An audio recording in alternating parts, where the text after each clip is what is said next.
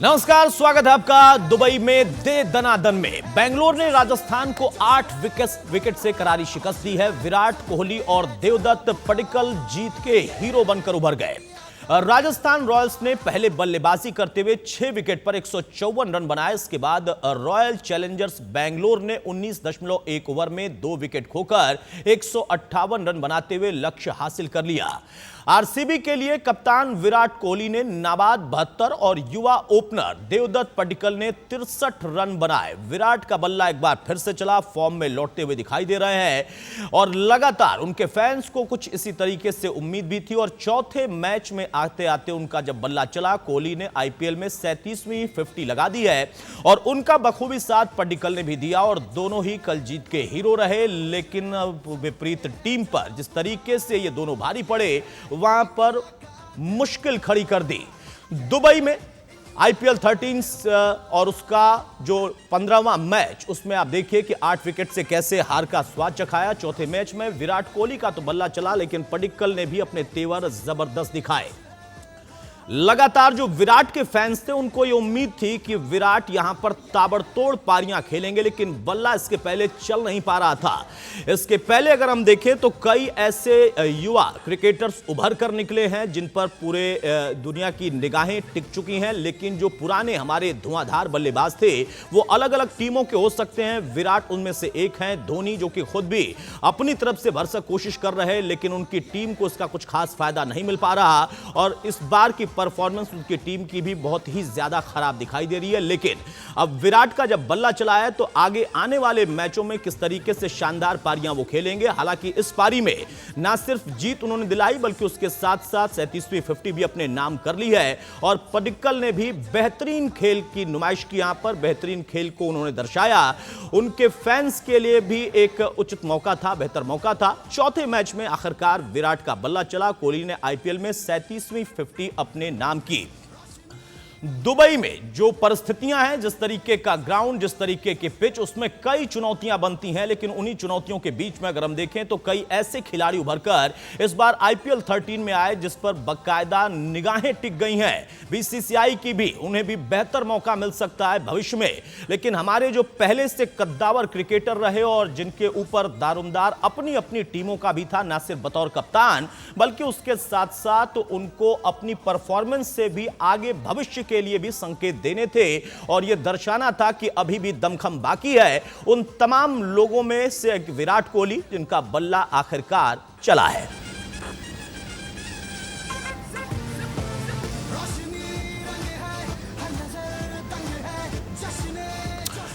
और चलिए, हमारे साथ रतिंदर सिंह सोढ़ी जुड़ चुके हैं, पूर्व क्रिकेटर। रतिंदर, बहुत स्वागत है एक बार फिर से आपका।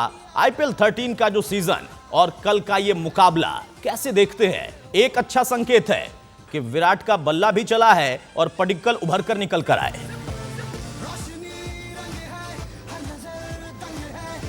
जी अतुल, आपने बिल्कुल सही कहा। विराट का बल्ला बोलना बहुत जरूरी है। अगर हम आरसीबी के चांसेस की बात करते हैं इस आईपीएल में, और जिस तरह कल विराट कोहली खेले हैं, जो चीज मिसिंग लग रही थी पिछले कुछ मैचेस में, वो वापस आ गई है। और जब लेजेंडरी प्लेयर वापस फॉर्म पकड़ता है तो वो खतरे की घंटियां हैं बाकी सब आने वाले गेम्स में। तो जी हाँ, पडिक्कल बहुत अच्छी बल्लेबाजी कर रहे हैं। तो ये team as a collective unit अब खड़ी हो रही है, जो बहुत अच्छे संकेत हैं। क्योंकि अक्सर हम देखते हैं विराट कोहली की जो टीम है विराट के आसपास ही घूमती है, ऑलराउंड एफर्ट नहीं दिखता है, डिपेंडेंसी ज्यादा विराट पे दिखती है। But this time I think they are shining as a unit, जो बहुत अच्छे साइंस हैं। बिल्कुल सही कहा आपने रतिंदर की, बहुत अच्छे साइन है और फैंस के लिए देखिए एक अच्छा ना सिर्फ मैच था, बल्कि आने वाले मैच और बेहतर होंगे। विराट का बल्ला और आग उगलेगा, ये उनकी उम्मीद हो सकती है। लेकिन पडिक्कल ने जिस तरीके से अपनी परफॉर्मेंस दिखाई, इससे बाकी अन्य मैचेस जो आने वाले भविष्य में अब होने वाले हैं, उसमें बाकी टीमों के लिए चुनौती कितना बनकर यह चेहरा उभर गया। जी हाँ, ये आपने सही पूछा। पडिक्कल, जिनका ज्यादा नाम नहीं था, ज्यादा लोग उनको जानते नहीं थे, युवा प्रतिभा है। चलिए, शायद इस वक्त संपर्क टूट गया है तकनीकी खामी की वजह से। रतिंदर का एक बार फिर से हम रुख करेंगे और जैसा उन्होंने कहा कि एक ऐसा चेहरा जो कि अभी तक बहुत उभर कर नहीं आया था, यानी पडिक्कल, लेकिन अब वो चेहरा भी उभर कर आया है और उसने जो परफॉर्मेंस दिखाई है, तो अब वहां से भी एक मजबूत कड़ी निकल कर आई।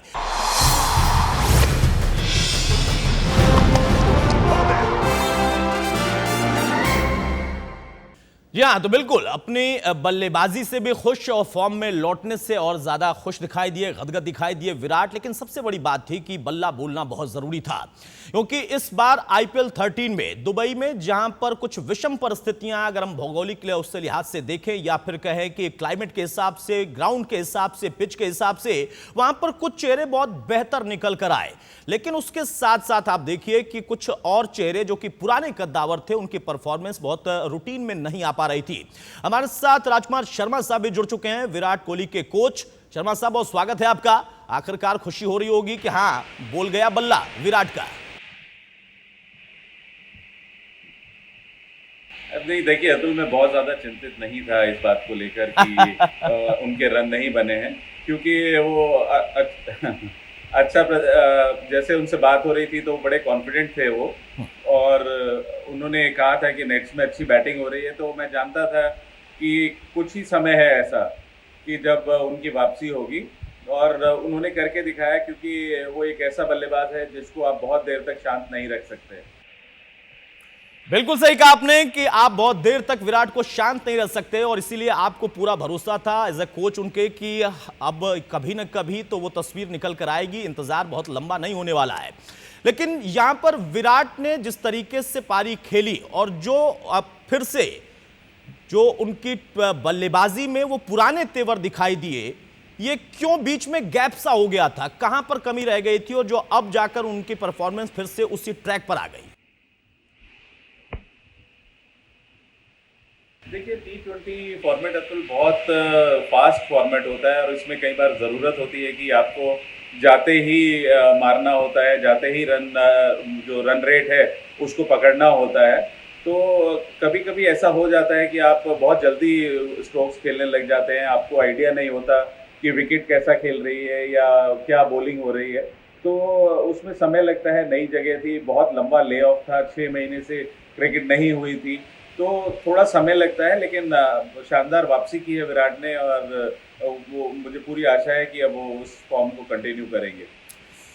राजकुमार जी, यहां पर अगर हम देखें तो जो वहां पर प्रतिद्वंदी टीम थी, उसकी परफॉर्मेंस और उसके वो उभरते परफॉर्म करने वाले जो खिलाड़ी थे, जिनका आईपीएल 13 में लगातार एक बेहतरीन परफॉर्मेंस के तौर पर उभर कर नाम भी आया था, और हमने वो मैदान पर देखा भी था। कल वो कमी सी हमें दिख रही थी। गेंदबाजों में भी कई ऐसे जो कि अच्छा कर गए, लेकिन कई ऐसे, चहल की बात करें तो वहां पर एक सटीक गेंदबाजी भी हो सकती थी और हुई भी, लेकिन कुछ बड़े नाम नहीं कर पाए। देखिए, T20 क्रिकेट ऐसे ही फॉर्मेट है अतुल, जिसमें बहुत जल्दी जल्दी सब कुछ होता है, और आपके पास वापसी का मौका नहीं होता। अगर किसी भी प्लेयर को मोमेंटम मिलता है तो वो अच्छी क्रिकेट खेलता है, सामने कोई भी गेंदबाज हो तो उसकी पिटाई ही होती है। और विकेट्स वहाँ पर दुबई में आकर आप देखें तो काफ़ी फेवरेबल हैं बल्लेबाजों के लिए, बॉलर्स के लिए बहुत ज़्यादा कुछ करने को नहीं है। और जिस तरह की शानदार गेंदबाजी की आरसीबी ने, और शुरू के जो विकेट लिए, उससे एकदम से राजस्थान बैकफुट पर चला गया और वहाँ से कभी उभर ही नहीं पाया।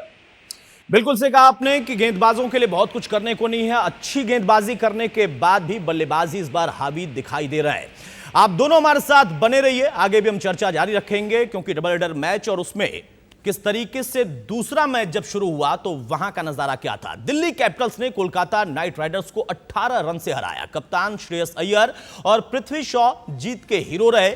शारजा में खेले गए इस मैच में दिल्ली ने टॉस हारकर पहले बल्लेबाजी करते हुए सीजन का सबसे बड़ा यानी 229 रन का टारगेट दिया था, और इसके जवाब में देखिए केकेआर 8 विकेट गंवाकर 210 रन ही बना पाई। अपने आप में यह भी एक अचीवमेंट है।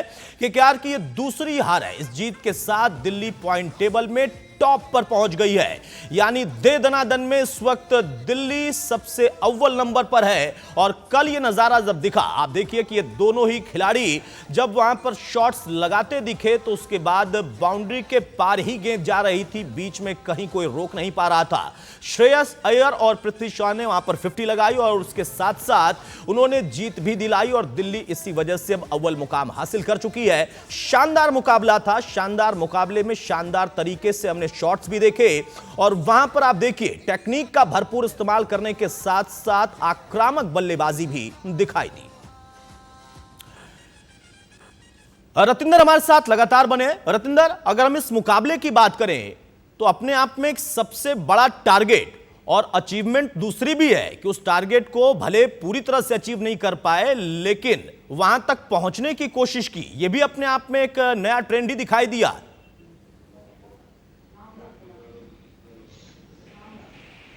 जी हाँ, बिल्कुल। दिल्ली की बहुत तारीफ करनी होगी। बहुत अच्छी क्रिकेट खेल रहे हैं, ताबड़तोड़ क्रिकेट खेल रहे हैं, और सबसे अच्छी बात है जो उनके युवा प्रतिभा है बहुत अच्छा परफॉर्म कर रहे हैं। इंडियन टैलेंट उभर के आ रहा है। आप श्रेयस अय्यर की बात करें, पृथ्वी शॉ की बात करें, तो ये बहुत जरूरी होता है। एक अगर हम न्यूक्लियस की बात करते हैं टीम की, आपके पास फॉरेन दिग्गज तो हैं, लेकिन अगर आप एज इंडिया प्लेयर परफॉर्म करते हैं, so that is icing on the cake. और कुछ ऐसा ही हो रहा है दिल्ली के लिए। शानदार परफॉर्मेंस है, और दिल्ली अपने आप को यहां पे इतना सटीक कर चुकी है कि आने वाले प्लेऑफ में इनके चांसेस बहुत बढ़िया है, क्योंकि team as a collective unit उठ रही है। रतिंदर, अगर हम श्रेयस और अय्यर की बात करें, यहां पर पृथ्वी शॉ की बात अगर हम करें, तो देखिए किस तरीके से उन्होंने जो शॉट्स खेले, बहुत कॉन्फिडेंस भी दिखाई दे रहा था, जैसा आप बता रहे हैं। और लगातार हम इस पर चर्चा करते हैं कि वहां का जो मैदान है उसमें शॉट्स इस तरीके से अपने आप में कम नहीं है, चुनौती बहुत बड़ी रहती है, लेकिन भरपूर कॉन्फिडेंस दिखा उनमें।